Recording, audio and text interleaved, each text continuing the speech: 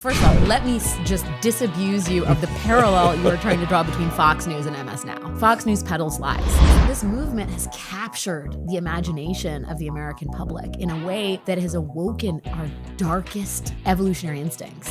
America is immigrants. Yes. To be purging the country of all the brown ones is not going to leave us with much of a country. We as human beings need to go out for cocktails and have more sex and do things with other human bodies.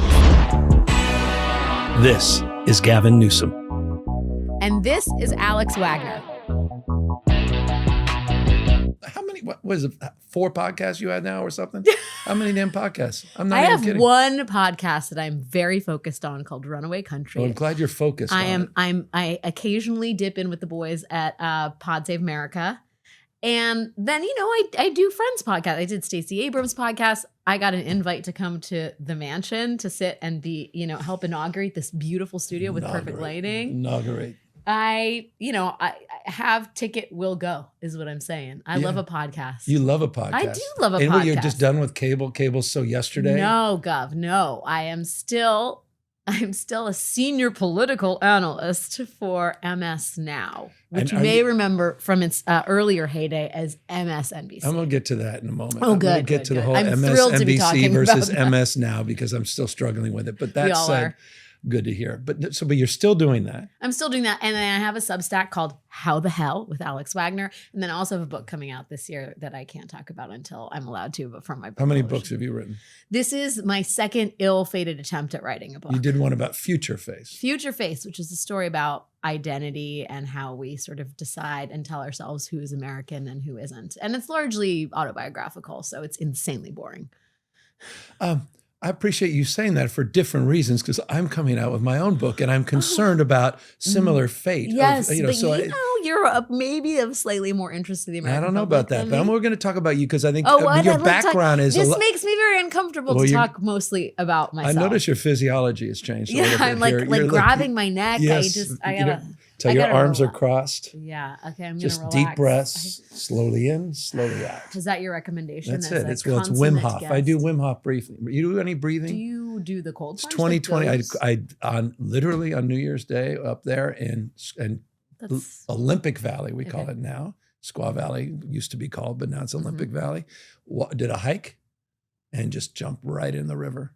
Icicles, the whole thing. That was my New Year's Day. That's beautiful. Yeah, it was. And I did a lot of breathing, heavy breathing in the water because it was slightly Wim cold. Hof would be proud of you. Yes. But 3 jumping minutes. in cold water on New Year's Day, Gov, I got to say is not the most original thing. There's like an entire polar plunge that happens. Well, it goes back almost a few thousand years prior to that, too. I think Seneca did it on an annual basis. Do you do cold plunges other than on New Year's Day? I sadly have. too. How often do you do them? I was doing them 3 times a week. When I was really good, I just got a cold plunge. What temperature? At what temperature? Interesting, you should ask, because I've been reading more science that women actually need it at a slightly higher temperature. Temperature. Once I was doing it needed at the higher temperature. You were forced to raise it. Is that it? Okay. I mean, you couldn't handle it. I thought we agreed we weren't going to be misogynists on this podcast, but the panic response that sets in for women is at a higher we have a lesser degree of tolerance for the pain, in part because the pain, I should say, of cold, not pain in general, where we are warriors. That's right. Our body kicks into a much more protective mode quicker because we're responsible for the propagation of human life. You still haven't told us so what anyway, degree. 53. 53 is not even, are you kidding? That's like Palm Springs in the summer. That's cold. And for 53? 12 minutes? Well, that's no one suggests 12 minutes. That's actually I suggest 12 minutes. No, that's not. I was doing 48, 40. That's not a bath. What do you mean at 12 minutes? It's supposed to be 2 to 3 minutes tops. Oh, well, then that's why you're jumping in and jumping out. no, Wim Hof. Jumping in and jumping out. 2 minutes, you get nothing done. I think it's 41-2 somewhere. This is gonna be not 30s. I tried the 30s. I admit, couldn't do it. This is gonna be the source of your great humiliation on the internet. The fact that you only plunge for 2 to 3 minutes. But anyway, 3 minutes. It's actually 3, full 3. Yeah, honestly. At what? At 41, 2 degrees. Oh. And now the number seems to be, is it? Well, no, because it fluctuates. Actually, Sure, it's a year and a half old. It's an older unit. So it's an older unit. Okay. But I will say there was something more, it was much more wonderful to be in nature. Yeah. And to be there, I mean, and a little waterfall was right, the central casting Beautiful. stuff. Sounds it like was, it was not so beautiful on my toes. And I walked back. You made in the it though. snow. Here you are. I am here, and yes, at a hospital, and I'm down. There's 9 left, so I'm fine. That's why you have extras. Exactly right. No, so let's talk about. I mean, speaking of extras, you have so many extra gigs now. That's the thing that I'm trying to mind here. You've got Substack. You've got. I mean, you did what 2 MSNBC shows, right? Alex Wagner now. Yes, I did. Now with Alex Wagner. Or now with, yes. Order. That whatever. was and when did you start that? That was 2011. Wow, 2011. And then that was at noon, and then it was at 4, and then it was not on the air at MSNBC, and then I was at CBS and The Atlantic and Showtime for a while. The Circus. And then I was called back to duty at MSNBC in 2022. The years just melt by. And that's when I was hosting the 9 p.m. hour from Tuesday through Friday until I was not hosting the 9 p.m. hour. And you did that for how long? 3 years. That was 3 years. Wow. Long years. And how? And I'm curious because I do want to get back because I'm more interested in your early days in DC. But this idea of 4 days, I mean, it's almost an impossible gig, right? After Rachel on Monday, and then somebody take the baton on a Tuesday to Friday.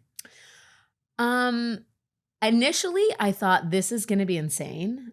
Here's what I will say about that period of my life.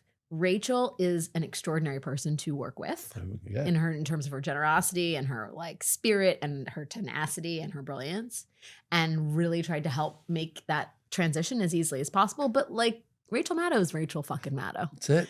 And the realities of cable are such that people are very hardcore about the folks they watch. There's a deep intimacy and trust that goes along with it. Right. And, it's hard for anybody to take that baton / fill those shoes. And I think especially now if people don't see the people they've always seen, the person that they've invited into their living room for, however many years, they're really kind of not interested in the next flavor. I think that's a challenge generally. And the audience is getting older, And so once you lose those faces and those eyeballs and those hearts, it's hard to replace it with a different generation. And that's kind of the conundrum of linear cable right now. What is the average? I mean, do you recall specifically MS? What the 70s average? Somewhere. Come on. Not that. Is it that old? That's interesting. Yeah. And I think it goes then to then what it goes to precisely then what you're doing and the audiences now you're reaching, which are wildly different. I mean, the average age, of your audience? Oh, on Crooked Media, I don't actually know. I shouldn't answer this question, but it's considerably younger. Yeah. I mean, we have lots of people in the demographic. That's good. I mean, it's great. I will say I get a little bit nostalgic and sad about the fact that more people don't crave institutional media the way that they used to, because I think there is a value of having a news outlet with, a news gathering team, people that are breaking the stories and doing reporting. And analysis generally is good, but your resources are way more limited in a podcasting network than they would have been at a place like MSNBC. Give me an example. On Tuesday, you'd prepare over the weekend, or on Monday, you had how many staff for your show? Oh my God, 25. But then actually physically making the show, the floor director and the people in the control room, it's probably close to 100. I mean, bonkers. Which maybe we could have streamlined that a little bit. Yeah. But there's so many balls that you're juggling, and it's whether it's the graphics department or cutting tape or making sure the facts are actually correct. It's a massive operation. And compare that now. Now it's just it's 5. It's 5. Now I will say they're awesome. They're totally fucking incredible. It's great to be in the vanguard of where information and news is going. Right. But I do think something's lost by sort of just giving up on the infrastructure of institutional media. That's not to say that legacy media hasn't failed the public in a lot of ways, but there should be rigor. There should be depth. There should be a real sort of machine behind what we're doing, because to report the facts and to do them honestly and accurately requires manpower, woman power, whatever power. And that's just not quite the same thing as a podcast. Though I love just talking and cursing. I mean, you can say the word so many times on a podcast. You're expected to. Oh my God, I love it. So this whole thing about legacy media, it's interesting. You just, because I know it's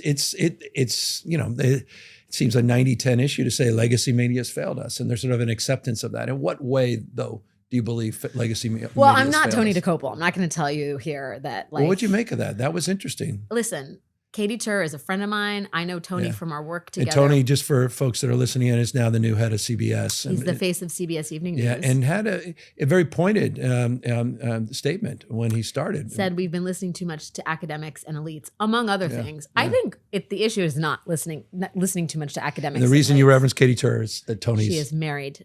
Yeah. She's wonderful person. Yes. And I think Tony is as well. I've gotten to know him a little bit. Yeah. I was disappointed by what he said. Interesting. And yeah. Because I imagine a lot of you were. When you say the words Hunter Biden's laptop and Hillary Clinton's emails, and we've listened too much to academics and elites, like there may be a lot of other words around there, but those are dog whistles of a very specific sort. And a moment when CBS needs to prove to the American public that it still has integrity. And to me, that's a huge, huge red flag that the newly installed head of the evening news, the man who sits in Cronkite's chair, is out there sending dog whistles to a public that, first of all, I don't think they're ever going to, I mean, just from a business standpoint, I'm not sure MAGA is going to flock to CBS Evening News.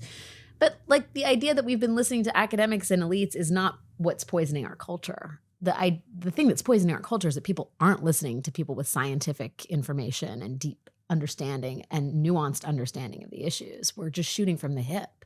We're just fucking going with our gut. And like, this is a time to ruminate and to think more deeply and to be more empathetic and not to just be like, what do you think, Joe Schmoo? Like, I'm someone who loves doing field reporting. I think it's essential to the work of journalism and democracy.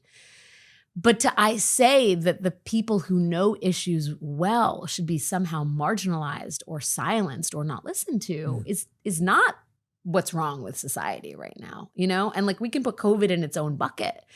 But generally speaking, like, my God, on climate, I wish we listened to more academics and elites, you know? I don't know. I thought it was very problematic. I used to work at CBS News, and I remember doing pieces for the evening news and the rigor that required. And like, it was terrifying to do pieces for the evening news because it was like, you better have your fucking T's crossed and your I's dotted. And to say nothing of 60 Minutes, where we weren't even let in the building. Like, they'd be like, keep the riprap out. Like, you guys stay over there on the news side. We are 60 Minutes. So I imagine it didn't sit well with you what happened at 60 Minutes with that report that was delayed. Was not delayed in other markets. I mean, places like Canada and elsewhere, it was shown. In countries with full-fledged democracies. Like, as opposed to this one. I mean, was that a gut punch from your perspective? Whoa, or my God. Last minute decision? So for people who have not followed this story, Barry Weiss, the newly installed editor-in-chief, a non-existent role like 2 years ago, she delayed a story that Sharon Alfonsi, a notoriously rigorous reporter over at CBS, had put together about CCOT and the prisons that we are deporting migrants to, and the brutality of those conditions. And at the last minute, Barry Weiss said, we're not going to run it. And she said, it's not ready yet. And as the reporting came out, it became clear that part of the reason the piece wasn't ready is because the White House hadn't weighed in enough. Right.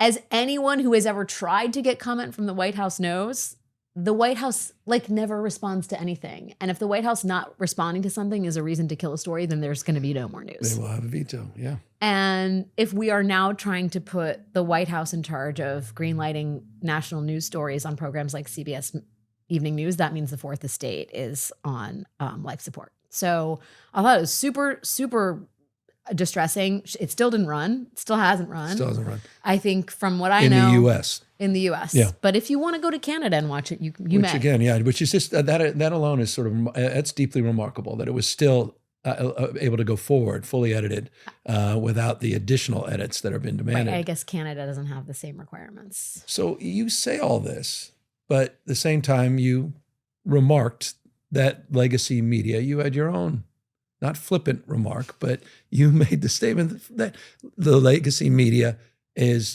deserves a fate of at least some critique. Oh, yeah. At the same time. In what way, though? I mean, in not the way that, again, is expressed necessarily by how you're feeling Barry Weiss and the sort of culture now of CBS is reflecting it. But in what way did the legacy media let us down? Well, listen, I think, not to sound like some weird, Marxist who got her show canceled, but the structure of the news is a profit-making enterprise. And, there are very real demands about ratings and advertisers, not less and less advertisers, but, you know, cable subscriptions and money is at the essence of the structure of news. And that's problematic because once you're chasing the money, then the stories that you cover are going to be the ones that get the most eyeballs, right? And the stories that get the most eyeballs are not the most important stories. And there's an enormous amount of pressure to cover stories relentlessly that you know the public is going to just be interested in because they're salacious or controversial or whatever. And that's a big fucking problem. It is at the cost of other stories that really matter. And it is at the cost of, I think, even having voices out there that would shed light on things, you know? I think what we've become is like kind of like these little mini like analysis factories, and we're not really reporting anymore. We're not covering stories just because they matter. I mean, they sent me out on the road for 100 days from the first 100 days. To Trumpland, which was a podcast I did for MSNBC. Yeah. And it was like this novel idea of sending me out on the road. And it's like, I get that it's expensive to go on the road, right? But there's enough money to send people out and have them actually report and to be in the world. Part of the reason Trump hit like a freight train in 2016 is because nobody was fucking out there. And I know there's a lot of hue and cry about like we overly pay attention to red state America and the plight of like white working class, but like this is our country. And the plight of certain groups of people dictates in large part the course of political events. And to put blinders onto that and to say, forsake entire subgroups of people or be incurious about what makes them tick is at our own peril, you know? And I think there's just, I don't want to say laziness, but we're cutting a lot of corners in institutional media. And I think in part, that's why you see this huge gulf between what's happening in the country and what's being covered on the news. And that feels like a fail to the people all over the country. It was interesting you said that less focus on advertising, more on subscriptions. Yeah, cable subscriptions. So was that a trend? Did you start seeing that transition? Is that a recent transition in sort of a consciousness? I mean, it seems to me that the sort of the business model in the past was just the traditional ad package. Did that shift? Is that a decade, 2 decades ago, or is it a year or two, or is it the nature of the consolidation of the media generally? When did you start to see that begin to shift? Well, I'm no Jim Rutenberg or Ben Smith. I'm not a media expert or Brian Stelter, but essentially once you have an audience that's ages out of the advertising demographic, advertisers are less interested in advertising, right? And so you're making, I mean, if you watch the ads on cable news, it's like anti-slip bath mats and, you know, shower stalls with guardrails. Listen, I have an aging mom. I'm very interested in those consumable, those products. I still have difficulty getting in my cold plunge, so I'm some humility here. Wim Hof is the 12 minutes. Drug. I still can't take 12 minutes. We're going to get back to that in a minute. It is not healthy. I need someone. We need someone to dial in. You're looking at a cold body of water and being like, "Whoo, cold!" You dip a toe and then you're out. Anyway. So once you don't have those advertising dollars, you become ever more reliant on carriage fees and cable subscriptions, and people are cutting the cord, you know, which is why your average audience age is like somewhere in their 70s potentially. But then you're real reliant on like what gets eyeballs and like what people are interested in. And something like Jeffrey Epstein is a great example of a story that absolutely matters, right? Yep. Absolutely matters, should and deserves coverage, but at the expense of literally everything else, I don't know. And the way in which it's covered is all about Trump and what could be in the files rather than what happened to these fucking women and what they suffered. I mean, it actually informs the structure of the news coverage itself, right? Like people are like, I mean, I don't really want to hear about what happened to them because that's bleak as fuck. But like, is this going to be a problem for Trump? Because I'll listen to that. Yeah. That's not good. That is very like, I don't know. Nobody wants to give tough love to the audience anymore because people are so dependent on the audience for basic survival. What influence did you have in terms of the stories? Was it a staff you walk in and they said, here are the 5 top stories? Was there, I mean, there's a lot, Sershin and I think a lot of proof points at Fox, it seems to be, they'll carry and everybody's sort of driving the same talking point. And there's more of a top-down approach. Was that your experience? Is that your experience? Well, you know, every day I was like, are we leading with French Laundry? Are we leading with the French Laundry story? Unbelievable. The good news is we can clip this. We'll edit this. Watch that. We're not going to. It's not even going to be in the podcast of Wagner. But no, but seriously, someone needed to say that's a perfect example. I mean, is that something so you guys pick up and say, not enough people are focused on this? Fox is kicking cleaning our clock on this French laundry thing. Bro. We got to take out Newsom. And we're not. Oh my God. Yes. No, but is that, I mean, they own the Newsom story. We got to get a piece we got to get a piece of it. No, but honestly, because you've had so much negative MSNBC coverage. No, but with the point though, is that a conversation where you're watching or your spouse is what your friends are watching and say, boy, Alex, you're missing this. Look at these other networks are running this. Why aren't you guys talking more about this? And do you have the influence then to carry that? Yes. First of all, let me just disabuse you of the parallel you are trying to draw between Fox News and MS Now. No, okay. There is Fox News peddles lies. Like if we thought something, and by the way, I certainly believe that. It's a propaganda network. It's Pravda. Yes. But is that universally a belief system? I mean, is it just without any controversy within sort of the mainstream? People understand. No. They look and it's just roll their eyes. There's nothing about it that approximates quote unquote news. Yes. I mean, people, I mean, there are occasionally moments that make their way through the bubble across 6th Avenue where it's like, oh my God, they said something true. What a novelty. But the structure of MSNBC, at least when I was there running my show, Rashida Jones was like the head of the network, and really I'm trying to think of a less derogatory way of saying it, like fiefdoms, people ran their shows. And I think you see that in the expression of each of these shows. Rachel's show is unlike Chris Hayes' show. Chris Hayes' show is unlike Lawrence O'Donnell's show. Yeah. Joy's show was very different than my show. Yeah. And so there were a lot of decisions that we made, but you are under an enormous amount of pressure to keep your numbers up and to make sure if a story is failing, you don't cover that story again. And sometimes the stories that fail with an audience are actually really important stories to fucking tell. So, but that's woven into it. Other than that, we got a lot of leeway to cover what we wanted to cover in the way that we thought was most responsible. And what kind of relationship to the prior anchors? I mean, because you'll do 4 hours prior, they'll have covered extensively a story you want to cover. Yeah. You start making adjustments on that basis because they got this guest and now all of a sudden will seem redundant all of a sudden, or is it just, you just see the world in these sort of bite sizes where it's just my hour, no context necessarily to the audience of the prior hour or the hour coming after me?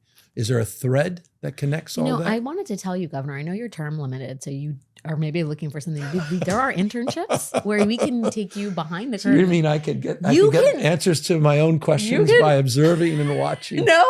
No. Or these we would secrets? Love to have you. I'm sure. Are these the state secrets of MS? You don't want to tell. No, I'm happy to say. Like, I think every show thinks of itself as its own show, right? Like, you don't want to be too duplicative, certainly with guests. And if there were many times, Chris Hayes and I have been friends for 25 years, where the angle he was taking in his A block was the same angle I was taking in mine. And I'd be like, fuck. Okay, good. We gotta redo it. That's the human response. That is, but also they would love, the cable news industry would love nothing more than, the former governor of California to just like be helping out, escorting guests to and from the green room.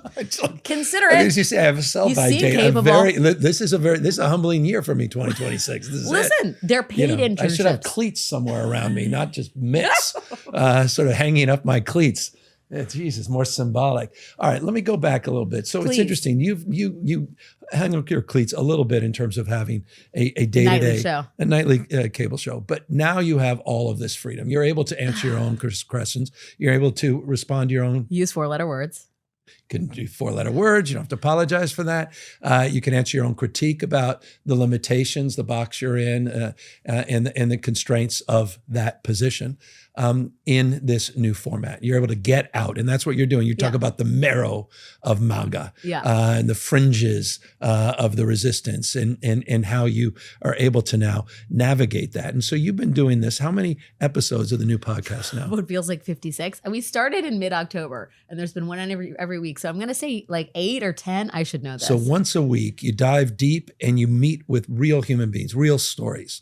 You get out of the noise. You break through that's fundamentally has anybody breaking through the noise? We try. I mean, I think it's like how many look at everybody has a fucking podcast, right? Everyone has a podcast. Literally, you have Speaking a podcast. of noise, I mean, the fact that Right, we're here just as two podcasters. A politician with a book coming out February 24th. A podcaster with a book coming out September 16th. Yes, your second book. We'll talk about your first book. I haven't forgotten. Yes, we are. It's out of print now. Thank you. The difference is, is it out of print? Well, you can still get it in paperback. Maybe. You absolutely secondhand. Well, again, we're going to talk about that because you do have an interesting past. We're not going to talk about your presence in the future, but let me talk about the current. So you're doing this. You're out and about. Yeah. You're doing Runaway Country is the name of the podcast. Runaway Country with Crooked Media. And you are out meeting human beings.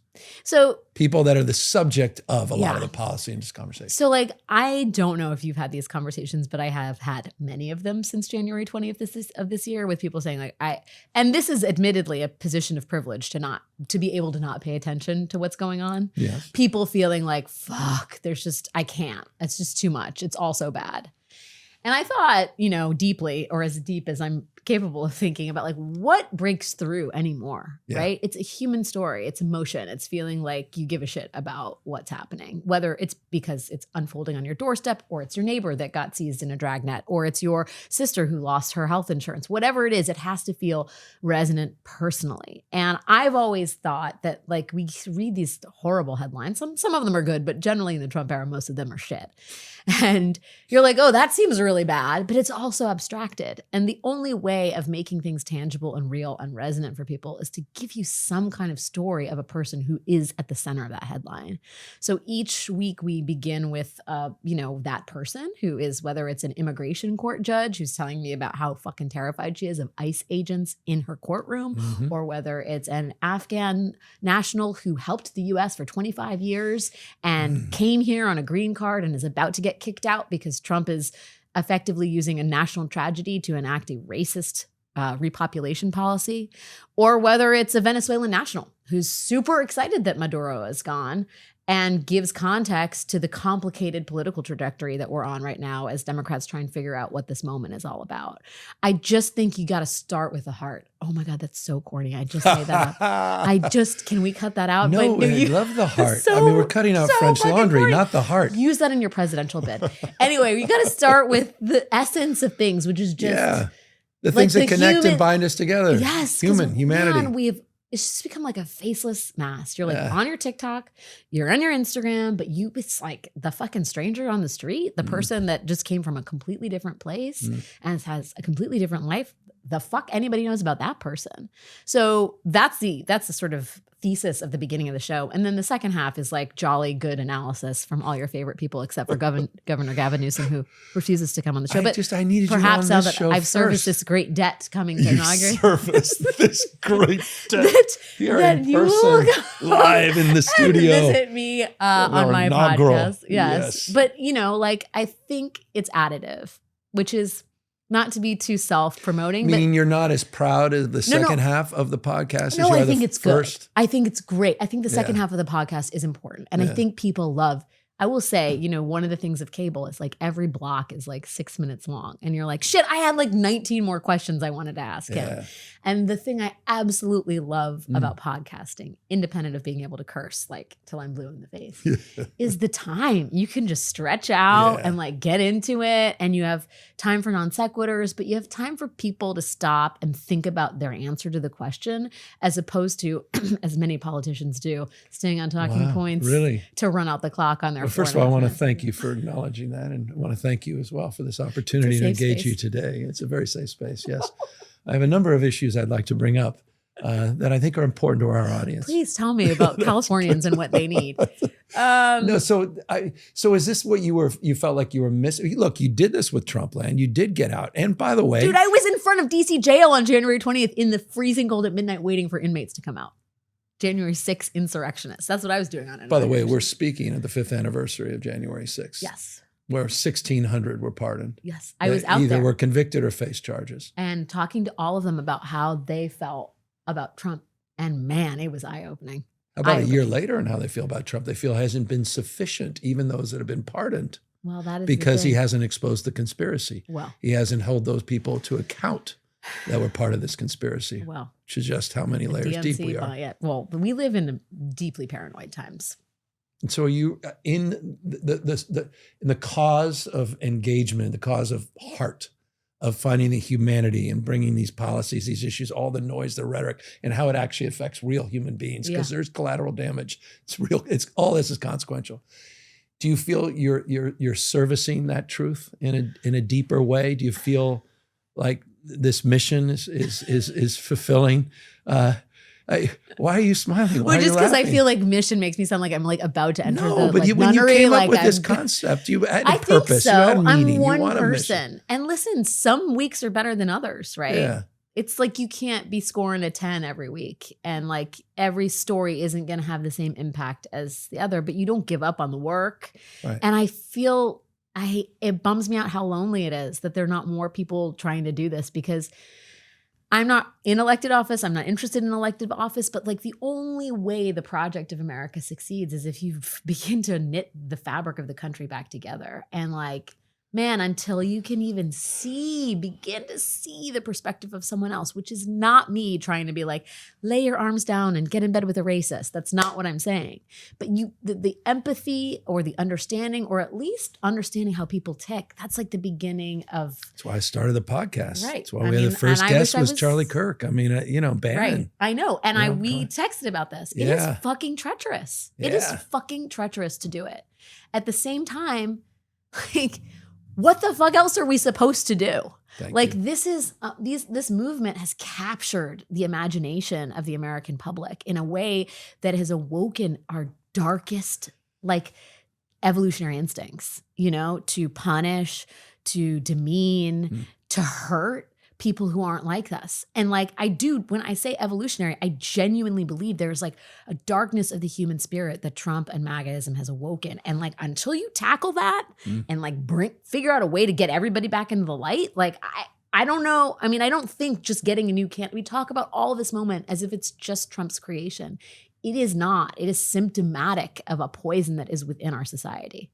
I'm getting all biblical sounding. I love it. No, I mean, look, it's been over 10 years since he came down the escalator. Exactly. Now 11, I think. Are you surprised it's endured this long? I don't know.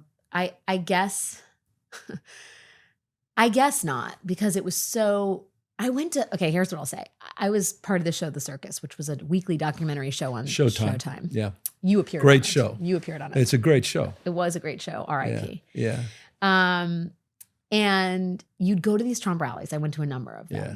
And I think. And it was, what made that show work is what you describe, and what you're describing about your new podcast is you guys were out and about. We were there. You were out there on the street. By the way, you did a lot of that on your show. I mean, we were together in the South. Yeah, that's true. I tried to. So you were doing it just for the record. I mean, I think you got to give yourself a little more grace because you were pushing that. And obviously man. Trumpland reflected that. But continue. I mean, this notion of Trump during 11 years and the experience of the circus. So I would go to these Trump rallies, and I think people largely knew, especially on the left, the vitriol and the kind of nonsense that was spouted at these things. But what they didn't understand, and what you wouldn't have understood unless you were there, was that it also had this feeling of like an old-time revival. Yes. There was so much joy. There was so much community. There was so much camaraderie. And like cheap joy in some ways, because it was at the expense of entire groups of people, and it was like, own the libs. Am I allowed to throw the middle finger? You can do middle fingers. Oh, I think we've used a few 4-letter words. One of them was French. Was one of them. Limit. Mad. But like there is people are looking for communion. People are looking for community. And Trump gave them that and gives them that. And that's really powerful. Yeah. People see the negative side of it because it was founded on an essentially exclusionary impulse. But at the end of the day, it was like, it's me. It's my time with my people, and I'm okay. I'm an okay person. They're okay. We're okay. What we think is okay. It was validating. It was spiritually, I think, enhancing for people who've been at MAGA from the beginning. And that is something I think Democrats didn't understand too, right? Mm. Like there is joy in the camaraderie of MAGA. And that's, I think, proven insanely durable. And I saw that and I felt that when not my joy, right? Like they were like, brown lady with a news camera. I was like, please get me security.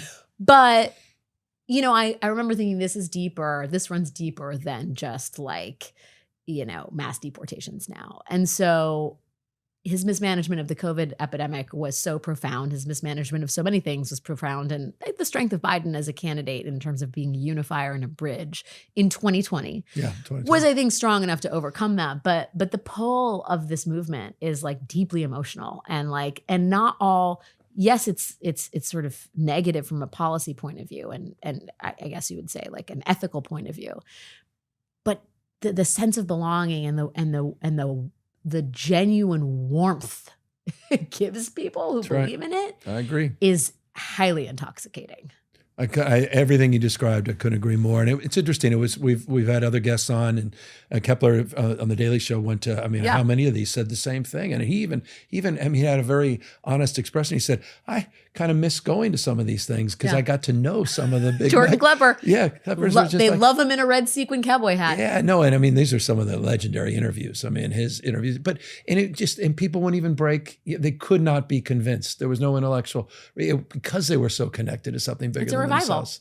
It's a revival. So what's the lesson in that? I mean, I think there's something beautiful in that. This notion of sense of belonging, community. It's important. I mean, we all need to be. I mean, forgive me. I'll pick up on your frame. We all need to be loved. We all need to love. And this notion of being respected and connected to something bigger than ourselves is powerful. Always has been. I mean, that's what community is about. That's what volunteerism is about. That's what the Rotary Club's about. That's what church is about. That's what church is about. And that's as those institutions begin to fray, we get more lonely, more isolated, more disconnected, and we need that however we can find it. So what's the lesson in that from a political lens, from your perspective, in terms of healing and addressing this breach? I think one thing Democrats need to do is bring joy back. And maybe that starts with humor. I think that some of the memes that you've been posting are absolutely You did see I did see Trump signature series knee pads right there, available on my Patriot site. Do not fall for the imitations. Do not fall for Those the imitations. Those are the ones that were originally made in China. I'm waiting for the lawsuit by the Trump family. Oh, bro, Inc. you're going to have a lot of lawsuits coming at you. Don't you worry. Well, I've engaged in 52 so far myself, and to counter that. But yeah, that one's going to be an expensive one, I think. So good. Yeah, but no, so the sense of humor, I love what you say. You got to. I mean, are we a humorless Democratic Party? Yes. Thank you for saying that. Fuck yeah, man. I mean, this is yes. Of course, 110%. Why is that the case? What is it about? People are fucking terrified of offending someone. That is one lesson of Trump. Is that you got to care less about you cannot be everything to everyone. And I think it's driven from a place of trying to be inclusive, which is not inherently a bad thing, right? And all these lessons were learned in short order in the 2020s, whether it was the death of George Floyd and Black Lives Matter, Me Too, and then COVID. And it was like, okay, we got to do all these things differently. The institutions have failed us. We need to rethink everything. But the rebuilding was done in such a way that, and I'm not one to usually quote Barack Obama, but he said, we made it for the woke and not the waking. And the sense of you are either with us or you are actively against us is not how you build a national party. No. And I think part of the thing of humor is it's designed to offend. And sometimes you have to accept that. And you're not going to be very fucking funny if you're not offending someone. I think we've offended a few people with some of my social media. Forgive me. It's so good, but this though. notion of, I love joy. Well, I love laughing that you say is that, important. But joy, that's not a word you hear. It's not a word that's attached to our politics. But it is interesting. You'll find that joy. You found it when you're there at these rallies. Totally. But I also think Democrats need to go into Donald Trump is a joyful warrior. We focus on the toxic, cancerous shit he says, but he's making jokes half the time. He's joking about Doug Mills making him look fat in the New York Times, right? Just today. He actually does still have, adult though he is. You think Newsom is funny? I mean, I think it's lame. I think it's lame too. I thought in 2026, he went after me this morning, some investigation, some latest attack. But I just don't think it's not good enough. No, he's got to step up. But when you run for president, he'll come up with something else. You think that? Yeah. See, what's good is I just got you at a miss that you're running for president. No, you see, you didn't know where I was going to zig back. Yeah. Yeah, sure. But joy. Joyful warrior, man. Who's been the last joyful warrior was Barack Obama. And that translates not just to the candidate. Kamala had it in the beginning of the campaign. In the very beginning. And I talked about this. And I literally talked to her about it. I said, who is this guy? I said, I remember you back 20 years ago before we were both in politics. I'm loving this new Kamala, this she joy. had a smile on her face. Yes. And it was like, let's go get him. No, it And really felt, there's something powerful to this. if you have that joy within you, that translates to not just the way you talk to the American public, your campaign will feel it and your supporters feel it. And like, it's palpable, it's real, and people see joy. They see, even if the stakes are extraordinarily high and the work ahead is tough and bruising and backbending, is that a word? People will go with you. They see the reward of camaraderie and they feel the high, the elation of being in it together. It's how people get through wars, right? You're in the foxhole with your people and it's not about being maudlin, even though the times are dark. It's just about, God, I sound like Tony Robbins. I feel like the moment is about going at it. We've established cold plunges and now we have life coaches, do we? Mel Robbins? Mel I want to Robbins. be one of the Robbins. Mel Robbins, pretty good podcast. Dude, next I need level. to have her on. She is next level. She is. Yeah, sorry, Joe Rogan. I'll take Mel Robbins any day of the week. but yeah, I think that's essential for any Democrat who's going to hold the national stage in the coming years. So let me talk about your years. You mentioned a brown lady showing only up 30 with of a them. camera. There's only a few, only 30 of them. I love it. You've done a hell of a lot in 30 years. I really have. I mean, Prolific just the when I was Atlantic 12. years were amazing. The Oh my CBS years. God. By the way, on CBS, how worried are you about Warner Brothers? How worried are you about Big time. Big time. I think, listen, how panicked is everyone the should be news industry? First your of all, colleagues I across the say this board. as MS Now has been spun off from it's already been spun off. all these companies are up for sale at some point, right? Yeah. CNN's up for sale. And what the Ellisons are doing at Paramount is a case study for what they could do at other media companies, right? They're trying to prove the case by, spiking stories at 60 Minutes, by installing an anchor at the Evening News who's willing to at least give, credence to paranoid right-wing conspiracies. That is a sign of deep illness within the industry. And I don't understand, some white knight needs to come to the rescue and maybe buy these companies, but do white knights exist? Jeff Bezos owns the Washington Post and we see what's happened there. It's a dire moment for the industry and I'm very worried. I pause on that because you're and cut. Thank you for joining us. Yeah, no, it's, but does that extend even if Netflix is succeeds in their bid? Well, Netflix is just trying to buy, as far as I can tell, the library of content. And as I used to I did host a reality TV show on Netflix, which probably didn't make it in your Oppo research packet on me. It's called The Mole. Yeah. Why didn't I didn't know it was big. It's actually probably the firing largest my audience intern. I've ever had. It was a reality TV show. It was a reboot of the Anderson Cooper reality TV show, The Mole, and I hosted the first season of it. It was on Netflix, and I have nothing but positive things to say about Netflix and their shepherding of that show to great success for the first season. But all these multinational corporations have vested in China, right? The content that Apple's going to make we're not going to want to upset Chinese sensibilities. We're in a moment right now where the president of the United States has made it very clear that he will try and revoke licenses or launch lawsuits or otherwise make life very difficult for any media organization, news or otherwise, that pumps out content that's critical of him and his supporters. So I am concerned, no matter who buys it. We're in a moment of great fear. I had a former spokesperson for the Trump administration 1.0, Spicer, came on, and he said he was not worried about all this, that our sort of obsession with corporate media, which is, by definition, profit-making media, which you have established the framework and the orientation around doing what actually sells and the importance and imperative of that as a business model. It is, at the end of the day, a business. That the creation, this ecosystem that you are part of, podcasts, et cetera, and this sort of disintermediation now is actually the antidote to maybe some of the negativity and fear that you just expressed. Yes. And I will say, I adore being at Crooked Media. It is so awesome to be surrounded.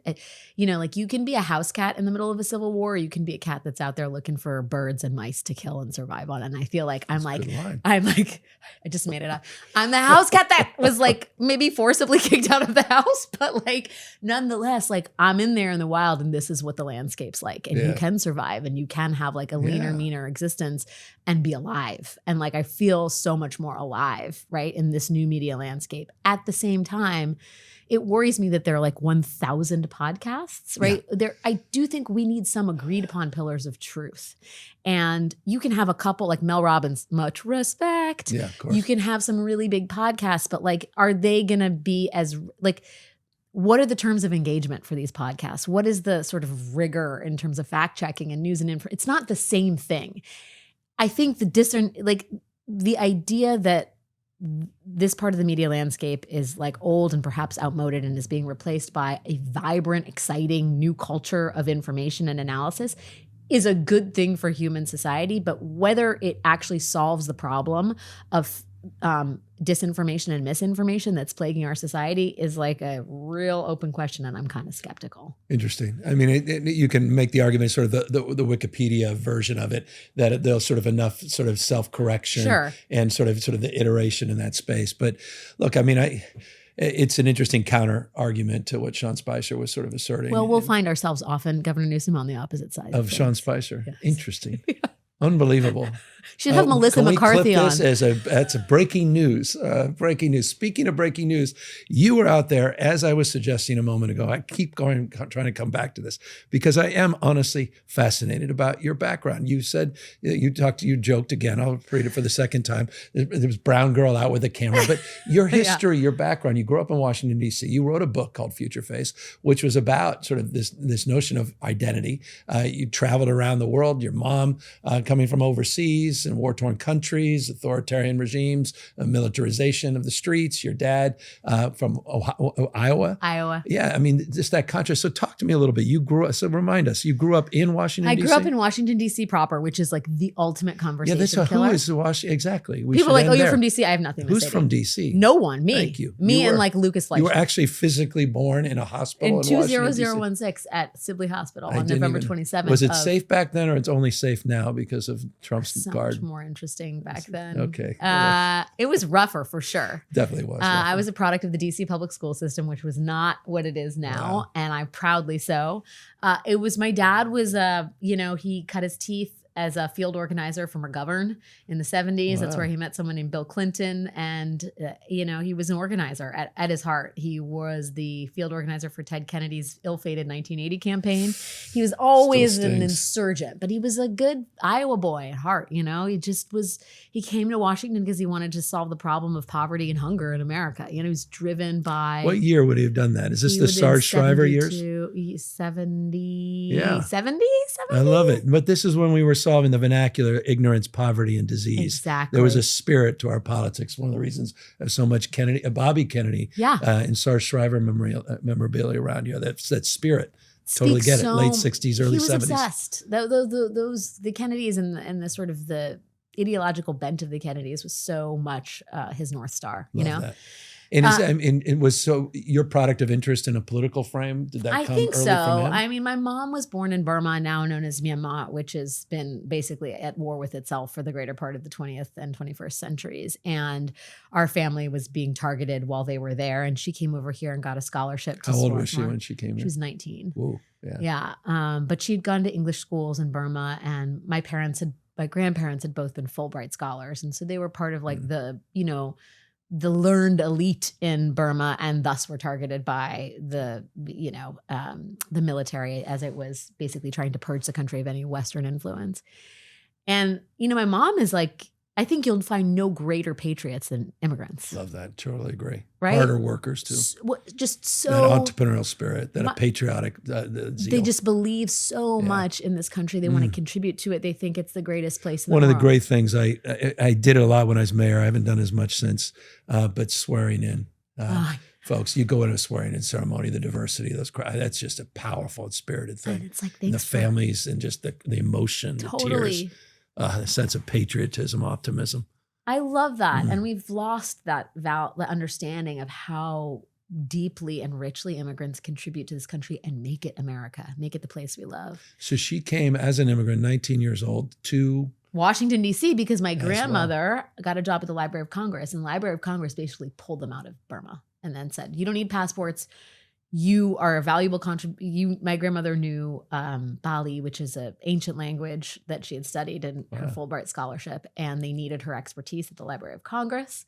So they brought my family over, and that debt, I don't think my family will ever forget, because otherwise I never would have been born. My mom and dad met working at a labor union in the 70s. My mom went to college and was like dabbled in sort of like socialism, as one did in the early 70s. And met my dad, and they hated each other, and then they got married. What do you mean they hated each other? They Bad was like, first date, or my mom was like, he's an asshole, and I don't know what he said, but my mom definitely said he's an asshole. But they were both, hot young things, and they got married, and they had one daughter, and that was me. And just once, no siblings. No siblings, one and done. And you went to public school in DC, and where'd you go to college? I went to a place called Brown University. Unbelievable. I know. What a fucking sellout. I could give them and not as bad, maybe just one knee pad to Brown. I know. Both. But well, they let's did just bend first down say, on one Governor, knee. there was a shooting on the campus. That I will, my heart actually broke for that, as like a place of great freedom. Legitimately right? imagine. Let's remember that. But other than that, what an extraordinary capitulation we've seen on the part of these campuses, these universities. These universities. And we've got to hold the line here at the UC. If they aren't going to, who is? Thank you. Like in Burma, they just closed the universities. Here, we're like allowing them to basically put the chains on the bars. Okay, I'm going to provide 2 knee pads. You're much more more honest about what Brown did but I appreciate you as your own. By the way, Brown's a special university. It is. There's a unique student body. It says so much more about you.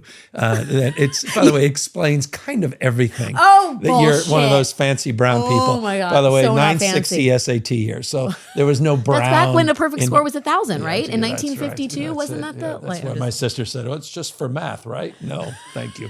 But let me ask you about this. You wear it like a badge of honor. Well, I do. I mean, it's respect. No. It has not held you back. It hasn't held you back. I don't. Maybe it has. I mean, I don't know. I don't know. Ask me in 2028. Ask me. Just see. We keep going back to my Rotary Club. But let me ask you on the issue of your education at Brown. What was your passion back then? What did you want to be? Who do you want to become? So boring. I always wanted to be a journalist. I was like, come on, really? Yeah, man. Even early on. In elementary school, I worked for the Merch Monitor. I was the editor-in-chief of The Real Deal. That was my middle school paper. I was one of the editors at the Wilson Beacon. God, I can't even remember. I obviously didn't do that much editing in high school. And then I was one of the editors for the weekly College Hill Independent newspaper, which was the sort of cooler counterpoint to the Brown Daily Herald, which was the Daily. But I I loved writing, and I loved talking to people. I loved getting out there. I just always loved media. And to my dad's great chagrin, he'd say, "Kid, why cover the news when you can be in the news?" Ooh, interesting. And I was like, eye roll, you're so corny. That's by the way, it sounds like you took your dad's advice. I mean, because look at you now. I don't know. Right? Man. I mean, come on. People that are just delivering the news, they're the celebrities. They're the It's a very uncomfortable position, as you can see. Yeah. It's weird to be, it's like not actually, I've like violated so much of what we thought it meant to be a journalist by talking so candidly about my own. You guys are hardly anonymous. I mean, you guys are brands. You're household names. You're celebrity. You have products that you sell. There you have different. You're doing podcasts and this. Everybody's books and the whole thing. If you got to survive, you're a house cat out there in the fucking Civil War, just looking for mice. Did you really and owls. make that up? I literally made that up. And right now here. You're using it again. Start with the heart, house cat. You can have it all. Yeah, you have to do it all because that's the only way people are going to listen to you anymore. Now that everything's been so disaggregated, everything's atomized, nebulized. Unless you are a big atom out there, you're throwing pennies down the well. Well, you should have. I mean, you ultimately did take your dad's advice, which is nice. He passed away in 2017. He never saw the madness that has become. But I think did he ever say he was proud of you? Oh my God, all the time. You had it. He was that kind of dad. Yeah. When he died, they were like, oh, there are a lot of your old MSNBC posters in his house. Oh, that's sweet. That's sweet, right? Creepy? But that's not creepy. No, he that's loved incredible. me. He was so proud of me. I could, dad. Yeah, but you kind of wanted him. Sometimes I'd be like, "What do you think of that, Dad?" He'd be like, "You're great, Poncho." He always called me Poncho. He'd be like, "You're great, kid. You did a great job." He really had a raspy voice, whereas my mom would be like, "It could have been better." So it was a nice balance. And is your mom still alive? Oh yeah, my mom's very much alive and kicking. And does she give you a lot of advice? Career advice? Always. The number one advice. She'll tell me after she sees this. You need to wear more lipstick. Why aren't you wearing lipstick? Why don't you wear lipstick? You look dead. You look dead? That's it. Lipstick, then occasionally you speak too quickly, Alex. Oh my gosh.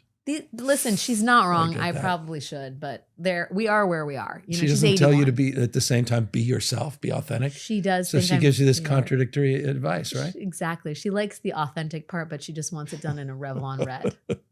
She just wants it done in a Revlon. I love, and I may ask how old she is now. 81 beautiful years old. That's amazing. And she's still in DC. No, she's on Long Island. Oh, Long Island. She is right by my side. I see her all the time. Wow. It's good. She's happy, you know, but I think it's hard for anybody. You know, we're talking about being an immigrant. You know, she came here and she was and remains, like, she puts up her flag every 4th of July. And she's like, they're not going to take the flag. She printed out bumper sticker flags that said, Democrats believe in America. She was like, we are patriots. We care about this country. Don't let them steal that from us. Thank you. And she has this institutional memory of meeting John F. Kennedy when she came over with the Burmese embassy in 4th grade, you know? And she has this deep and abiding belief in the fundamental goodness of this country. And she reads the newspaper and watches the news religiously and is bereft. It's like, how could this man be doing these things to our country? And I don't even want to talk to her about the fact that it's not just him.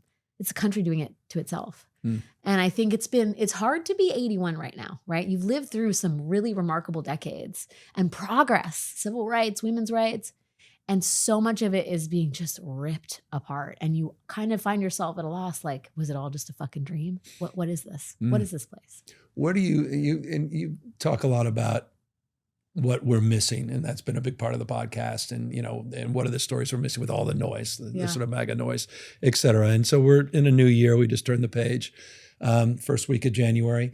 Right now, you know, all the noise, Venezuela, January 6th, again, 5th anniversary today, Epstein, and that's just winding up.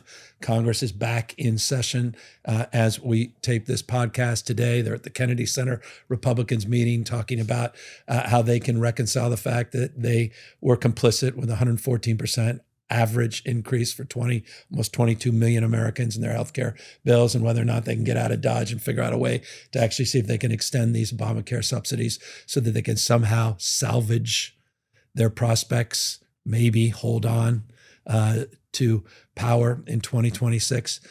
What do you make of the moment we're in? What are the stories you think will define 2026? And what are the stories that we should be talking more about? Well, I mean, I think the healthcare piece is huge, right? I mean, I think it's misguided to separate affordability from healthcare. It's all money. Money's fungible. You can either afford your medicine or you can't. You can afford the bacon or you can't. It's all coming from the same pocketbook, Well right? said. I interviewed someone on my podcast who has a debilitating medical condition. Her premiums were $110 a month. They're going to go up. They've gone up to $880. Oh, come on. That's not tenable. No, period. People are like, oh, it's only 22 million people. I'm like, 22 fucking million people is a lot of people. 22 million families. Families. Yeah, extended. With children. With children. With old people. Exactly right. And and I think the connection that Democrats in particular need to make is it is a statement of it is a moral statement what they are doing. It's not about just can you afford it, it's who can afford what and who deserves to be able to afford to live in this country and to afford a life in this country. The idea that Trump is doing this, is literally stealing money from the needed money from the pockets of the poor so that he can line the pockets of the rich, is the defining sort of thesis of governing. If he has any sort of raison d'etre, if there is any guiding principle to Trump, it is to make people like him wealthier. That's why we're in Venezuela. That's why the healthcare subsidies are going. They're trying to save money on one end to redistribute it to the richest at the top end. I mean, that is the essence of all of it. And everything needs to be seen through that lens. Nobody fucking needs oil. It's $60 a barrel. Like there's a surplus. We don't need more oil. It's just oil companies getting more access to underground reserves.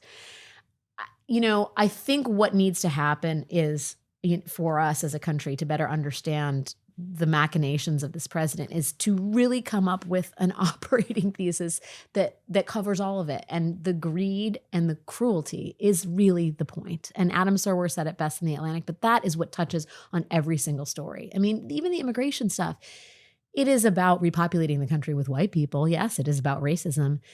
It's about being mean to people who aren't like you. It's just about being cruel. It's about comeuppance, and it's about cruelty, and it's about a harshness that speaks to the, like I said, the darkest fucking demons of human evolution. And I think all of this Trumpism needs to be seen in the sort of through the lens of brutality and cruelty, because that's at its essence, you know, and we need to bring people back from the sort of lull of economic affordability. And we need them to understand that it's at its root, at its core, these policies are about punishment and greed.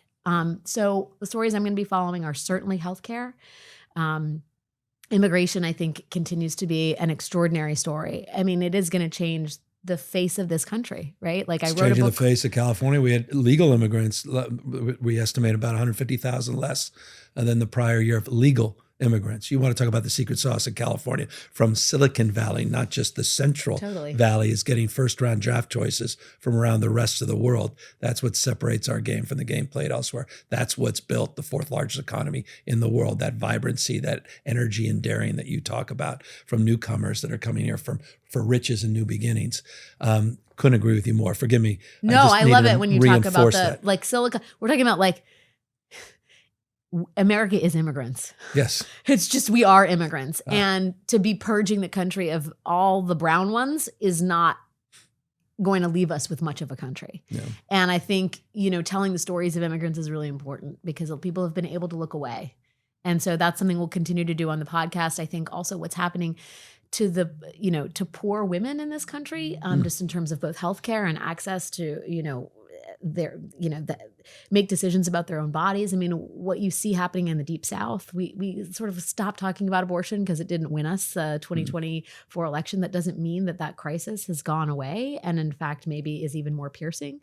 And like maybe, Gav, the thing that threatens us all, which you have like extraordinary experience with, especially in a month like this, as you think about where we were last year, is climate. You know, we got to figure out a way to talk about the fact that we stupid ass moronic human beings are still chasing reservoirs of dead decaying shrimp all over the world that created petroleum reserves back in the Jurassic period. That's our fucking strategy for energy. That's not a strategy. Thank you.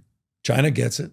Bro. Bringing our clock, 70% of the EVs, the manufacturing, supply chains, building relationships, locking in and loading in. And the what future. Are we doing? Chasing dead shrimp, dead Mesozoic shrimp. Let me ask you just on that, because it's such there were a few topics, and you implied it as it relates to the issue of reproductive freedom, and it relates to women and girls, and the fact that, you know, it's not as popular to talk about. And certainly if you look at any poll, people say it's a loser, and Kamala, you know, Democrats are insufficiently focused on the things that people really, that matter to them. And we talk too much about culture and woke and climate and reproductive freedom and the like. How do you talk about these things? Are, to your point, I mean, what more evidence do we need? The hots are getting hotter, the dries are getting drier, the wets are getting wetter, these atmospheric rivers, floods, droughts, wildfires. You've got climate risk is financial risk. Climate risk is impacting our ability to get insurance, which is a home and affordability issue. It's I mean, this is like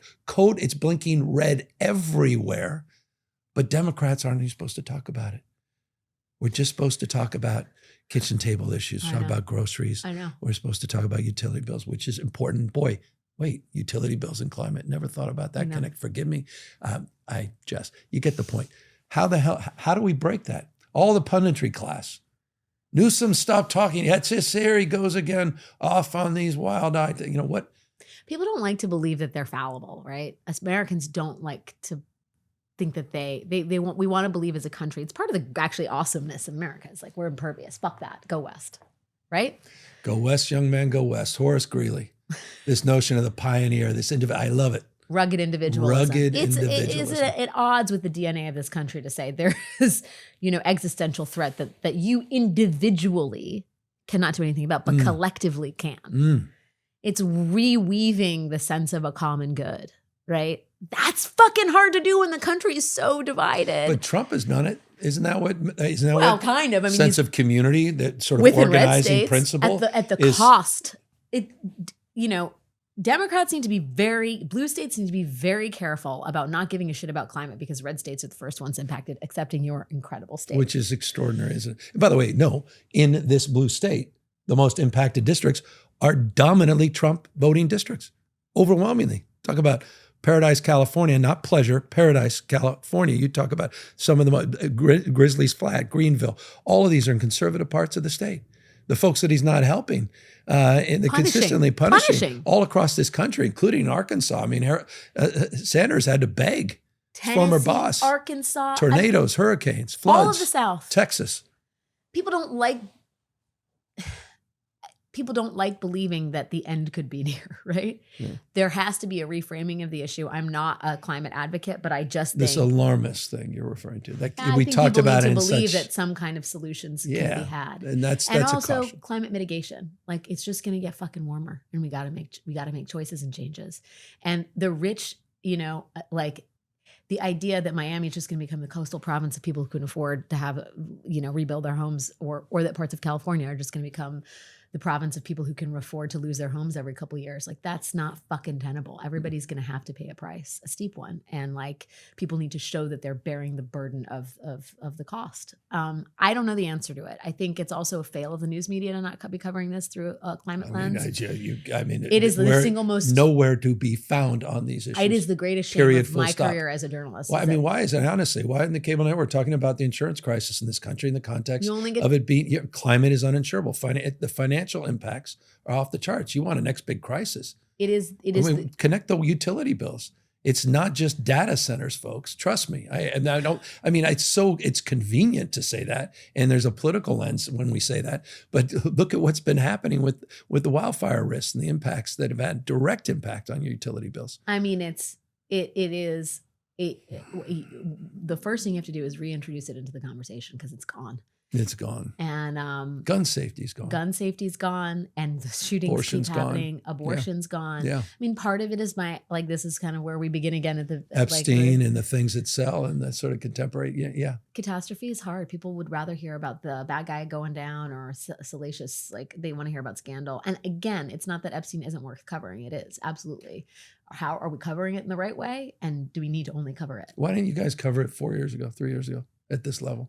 What, Epstein? Yeah. I don't know. I don't know the answer to that question. Yeah. I would have to think back. I mean, I think every day you have to keep in mind my heart goes out to people who self-deprogram cable news shows every night. Like my friend Chris Hayes is like, he's in the fucking foxhole, right? There's so much that's happening. Next level. He's incredibly bright, isn't he? Yeah, but I was on the podcast before him, right? I haven't had him on yet. Okay, thank God. Jesus. I'm going to test my own theory here. We're going to compare and contrast a Brown graduate. Where'd he go to school? Brown. Oh, God. He went to Brown with me. Oh, jeez. I did you not know that? See, back to we used to talk. It's like Lawrence O'Donnell talking about I don't have one, so I didn't even know that. The cliches of MSNBC. God, of course you guys are.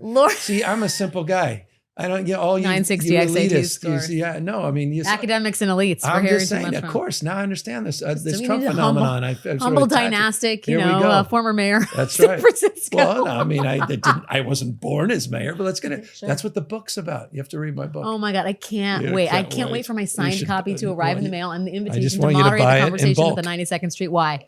Is that what we're going to do? Yeah, well, I mean, it's inevitable. By the way, you have to do, maybe I'm going to ask you to do in conversation. Who's going to be better? I'm going to ask you for sure. I'm fully in. This is good. This is great. I hope people tune in. I'm servicing the debt. Yeah, and then when my book comes out. Oh, gosh.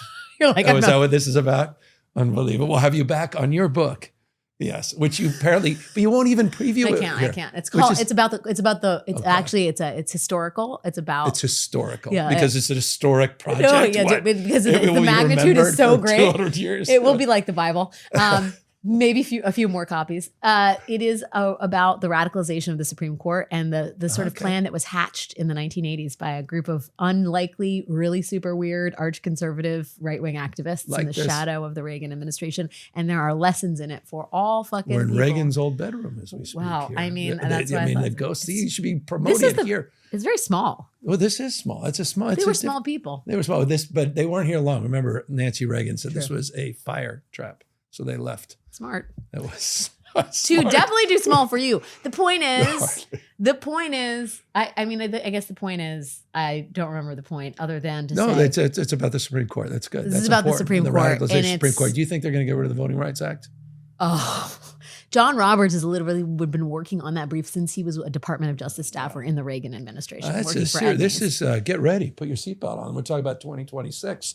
At least someone did redistricting. Props, bro. God bless. I appreciate it. It wasn't easy. I mean, to be supportive of something that now I need to be against in the context of, but it's dark. Fight fire with fire. This is you're just a house cat getting ready to go out into the wild and find some owls and mice to hunt. We can't continue to do what we've done. We'll get what we've got. Exactly. Old Texas song. But let me go back a little bit. Just, and we'll go, Earl Warren was here speaking of the Supreme Court and other guests. I saw that plaque over the toilet bowl. It said Earl Warren. No, did it? No, actually, we should probably put that in there. You should totally put that. No, I think it's pretty amazing. I mean, of course, I reminded he also interned the Japanese. I mean, as Rachel's reminded us too on with her podcast. Outstanding podcast series. But let me go back to just the theory of the case with your podcast.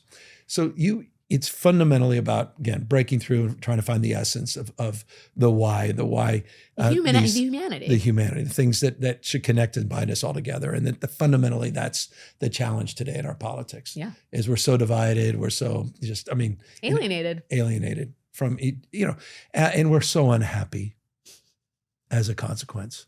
We're so lonely. So miserable, lonely, and unhappy. It is a hell of a thing, isn't it? How much do you think media, in this case, social media, algorithms, what's happening with AI is shape-shifting where we are? And how concerned are you about that moving into 2026, 27, 28? Huge. Yeah. Huge. I mean, the social media thing has made us so covetous, right? Materialistic in a way, right? That's a Brown word. 960. I don't know. You know what it means though? Context clues. I did read the Bible a few times. So thy neighbor. Wait till my so I get a version of that. Thank you. So, by the way, Trump clearly hasn't, but that's another conversation. I know, right? He was like, turn to a page, any page. We've become so. By the way, my Newsom Bible also sold out on the Patriot site. So if people are looking to purchase that on the Patriot site, it unfortunately currently is sold out. The knee pads are back. They were sold out, just like the universities, just like our law firms, just like so many corporate leaders had as well. This is a very good ad roll. Like you I was are just a trying to natural go podcaster. back. You're just. This was not. This is brought to you. We weren't breaking in to do. It felt like a very natural, like very seamless ad roll. You read your own ads on your podcast? Yes, I have to. Yes, I do like reading the ads. I feel like it's the 1940s. I'm like, well, listen, Sonny, you too could buy a.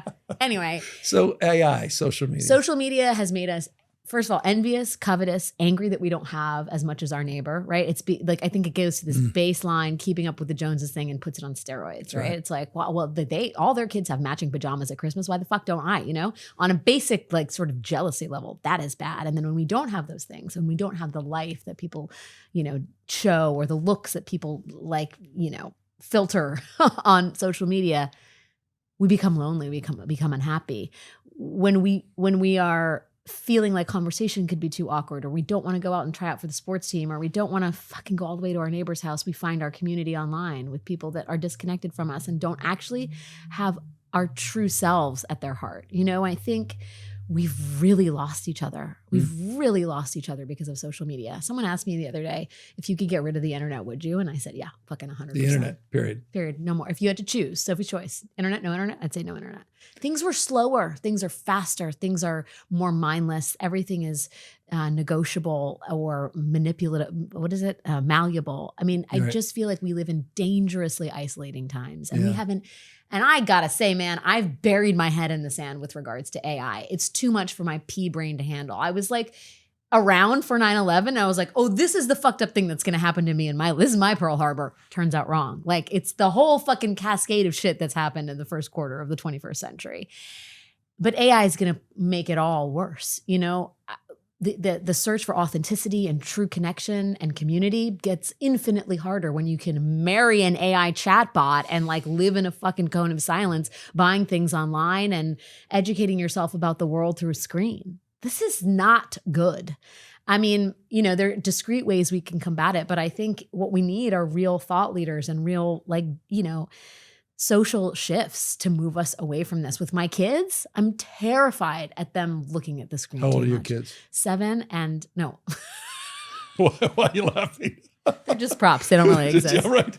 I can't believe I said the wrong. Well, no, that's not being edited, by the way. We're sending it to your kids, actually. They'll be like, you wow. don't love us. Yeah, unbelievable. Yeah, she's you over remember in California their names? lying. Do you have their They're names? 6 and 8. They're 6 and okay, 8. 6 No and one 8. in the Thank family you. is 7. I picked a number that no one is. Jeez. They're 6 and 8 and they're Did they- boys.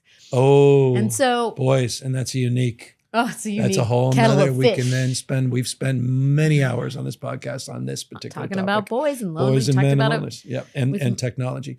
But what I mean, should we ban? I mean, we banned in school. We're one of the first big states to which is ban awesome. cell phones in schools. I mean, but again, these you said the word discrete ways, which suggests and implies by definition hardly consequential. Well, I don't know. What I mean, I guess banning, I was thinking. What about banning under the age of 16, like Australia did? I mean, I guess. I think, yes, maybe. Like, I don't think that that's going to fundamentally solve the problem because people's entire social habits have changed around phones. And it is going to be very hard to pry that from a certain generation. Like, what you need to do, I mean, I think it's like begins almost in utero. It's like you have to start making decisions real early with these kids. And I think the thing we need to do, both as journalists or politicians or children of this country, is to get the fuck outside. Like, people need to physically move their bodies outside of the door. My kids are now enrolled in like every single sport. I have no time in the evening because I just push them into sports. And we as human beings need to go out for cocktails and have more sex and do things with other human bodies. Yeah. It sounds so elemental, but it is. One out of every 2 boys has not asked a woman out in person. They don't even know how. It's so, I mean, 1 out of 7 don't even have a close friend. I mean, literally a friend, one friend. The human body needs to move outside and be with other human bodies. I mean, literally, it is the most evolutionary, basic homo sapien sapien, homo sapien. I don't remember, whichever one it is. This is, I mean, if you went to Harvard, you would. I would know. Yes. Like Lawrence O'Donnell. Geez, okay, with the whole lineup there. Yeah, totally. Maybe that's the issue. That's, not this line. No, this kid's not in the lineup anymore. Where did Rachel go? Where is she? Oh, interesting. I'm just saying. I don't know. Wow. Hogwarts? She's a wizard. I don't fucking know. Wow, that's good. I mean, I appreciate the brag there. That's feel like she went to a University of California school or Yale. Or Yale. Those are all the smartest people. We've established Brown, Harvard. We haven't thrown in the Yale. God, this here. is such a gross conversation. Can we please cut it for the podcast? Unbelievable. But anyway, like, it literally, people are just, I think we maybe sometimes overcomplicate it. I literally think it begins with take your flesh and bones and move them outside the door. There's not a parent out there that's not just shaking their head, of course, going absolutely. But even as adults. And it's a great struggle. And here's the problem. Even as adults, we need to do that. Here's the adults. They're sitting there on their phone saying, hey, honey, take the phone away. You should go outside. Yeah. Honey. Exactly. Excuse me. No, honey, I said, go outside. I mean. You got that's it. And they trying to model some good behavior. That's right. Modeling is everything. But human beings, guys need to go out and fucking have a beer with their friends. Girls you sound like Scott Galloway. It's like he's just promoting drinking. I mean, he's saying like get to the bar, just I'm drink. Serious. And then like, if that's the cost benefit analysis, I'll take this fucking downside. You have a similar. Sorry. Well, me and Scott Galloway. So are you worried about sort of this nihilism that it's sort of creeping in? You got the first generation in the history of this country, first ever 30-year-olds not doing better than their parents. I mean, that's code red. And this is why Bernie this is interesting. Trump picked up this populist frame from one side of the other side of the coin. You've got the Bernie frame, which is saying this economy is not nourishing. We're not providing family supporting jobs. The imbalance of the rich and poor is at historic levels. 10% of people own 2/3 of wealth. Those 10% are 50% of our consumer spending. You look at the markets, it's not the S&P 500, it's really S&P 7, of which really 1 or 2 stocks that are 15-16% of that NVIDIA. total. NVIDIA in particular, then maybe Apple, half that, probably 7% of the S&P's improvement, 16, 15, 16% NVIDIA. But the point being, this is not sustainable. No. So do you subscribe? I mean, do you then, I imagine you do. The question's not even a question, it's more of a statement, or it's more just an affirmation perhaps of a deeper understanding of why these young kids feel like, what the hell's the point? Well, yeah, I mean, we're destroying the earth, we're destroying the economy, we're destroying the democracy. We've been very, very destructive years of our stewardship of this country. Do you feel you're more negative the last few years than you've been the prior 5, 6, 7 years? I'm not. You know why?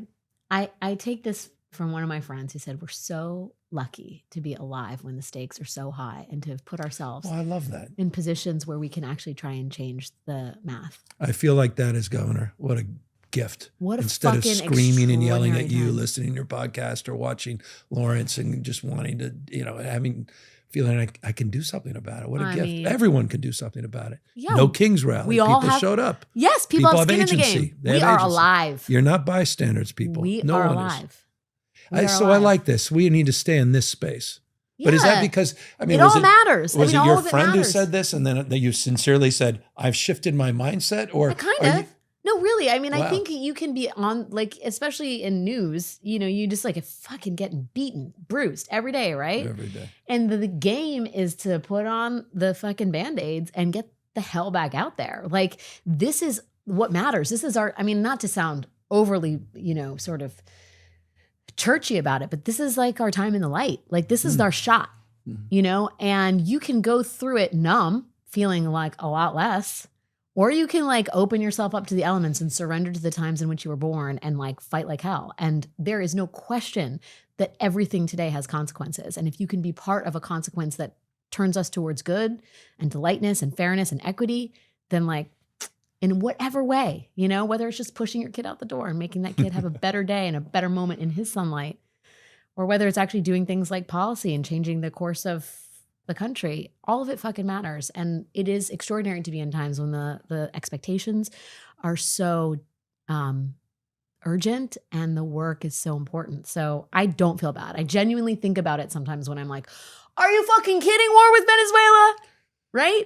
But then you think, okay, what are we going to do to sort of make this story live in the way that it should? I mean, I could go to Colombia, Cuba. We can talk about Greenland, baby. We can talk about Greenland, baby. Greenland, baby. I think that's Kingdom of Denmark, one of the founding members of NATO. We could talk about the end of NATO. We could talk about Putin and Xi and how they're feeling about all these things, that their permission slips, or was it a tactical and brilliant move that weakens people like Putin because he's envious? He couldn't take Zelensky out in 30 minutes. He couldn't deal with his proxies in Iran and Syria. He couldn't have their back, and maybe this destabilization has put all of them on notice. I don't know, but we can get into all that. But I want to stay in the positive because I want to focus. Let's not. No, I mean, have Ben Rhodes on. There's a lot. Yeah, we'll have Ben to unpack all of these things. So we'll bring in Jake Sullivan and some of our other friends. We've had Haas on. We've had Bremer. We've had our share. We'll keep going. Yes, I love all this stuff, but I also love just the practical. And I want to just end because you're being so positive, and we all need. It's a new year. And on and up. It's in the spirit of Tony Robbins. And Mel. New year, new you. So smart at the heart. Smart at the heart. You talked about heart. We established very touchy-feely, emotionally. I feel like it's not cuddly. There's plenty of curse words, but it is a new year. And like, don't go into it with your head hanging down low, right? Of course, man, come on. And no, of course not. It's a matter of choice. It's whatever. It is. There's a truism in life. Whatever you focus on, you find more of. Whatever you focus on, you find more of. And so start coloring in what's right in your life, color in what's right in terms of your relationships, what's right in terms of our politics. And I think you'll find more of it. And it's abundant. I mean, it's not, so I think that's one of the ways of not quite literally, not figuratively manifesting a greater sense of optimism and hope. And this notion that you have agency, that you can shape the future. Absolutely. You're not a bystander. We're not passive victims. We have the ability to shape things. And I think we did. And let me end on this. We did in 2025. I think we ended on 2025 very powerfully. You saw that in terms of the ascendancy of new voices, new leaders. One could quibble about your flavor of leadership, but in places like New York, obviously in New Jersey and Virginia, and then these smaller races in Bucks County and places in Georgia. And you saw this, you've seen it. And by the way, State House is one of the biggest stories. Yes. Is how we are dominating. They got the memo. In state senate. I'm old enough to remember. Thank you. Yes, when it was like, hey guys, they have like 37 state houses. Republicans have like a vast majority of state houses. Where was I 2 years ago? I was with you in the South talking precisely about this issue until the Democratic Party focuses on that. which are state houses, and get off this guy or gal on the white horse to come save the day. Totally. That our obsession with the next Obama, as opposed to obsessing about the hard work. Yeah, it's grit, but it's also progress. And we're seeing that progress now being promoted across the country because people are waking up. The No Kings rally, people are waking up. So in that spirit of optimism, we take back the House.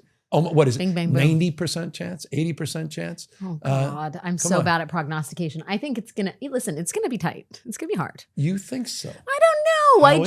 I don't know. You burst my bubble here. I had a whole I think a crescendo to end the show. Now I'm sorry, folks. We may have to extend this a little bit. No, I think they will take back the House. I think Trump's mismanagement of literally everything is going to redound to his disadvantage. Corruption. And grift, just the gross clear mismanagement, disinterest in the basic reason he was sent back to office, which was to make life more affordable for people. And he's just doing everything in his power not to do that. It is remarkable. And he's like falling asleep and like taking too many aspirin. That's a legitimate. An adult, the physical old man. things are quite Sleepy Joe. real. Yeah.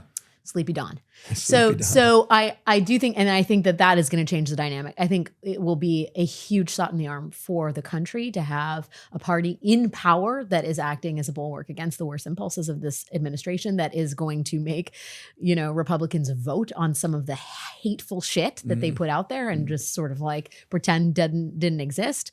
And I just think it will be a real moment for Democrats to circle the wagons and decide what they're really fucking all about. And that needs to happen. It's been too... Meaning what is shape-shifting, not just our opposition and being defined by the opposition, but what's our positive alternative vision? What is the vision for the country? So I think it's going to be a huge year, and I think there are going to be a lot of twists and turns, but the democracy, the wound is still intact, and it's like, believe in it, be part of it, get out there, do the thing, Do the thing. Well, you're doing the thing, the Swiss Army knife.